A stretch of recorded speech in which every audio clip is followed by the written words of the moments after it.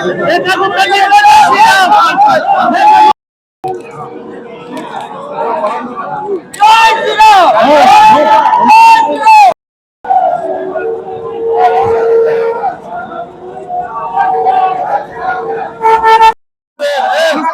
यहाँ आकर के मुझे सच में बड़े ही गर्व की और सुकून की अनुभूति हो रही है। माँ त्रिपुरा सुंदरी जी के मैं दर्शन करूंगी। माननीय मुख्यमंत्री जी स्वयं अपना स्वागत करते हुए यहाँ पर पहुंचे हैं।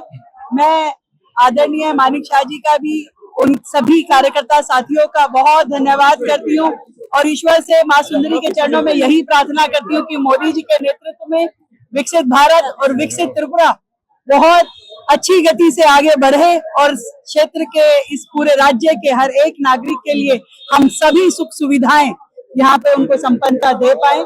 मैं आदरणीय मुख्यमंत्री जी को बहुत बहुत शुभकामनाएं देती हूँ त्रिपुरा राज्य में इतना सुंदर कार्य करने के लिए।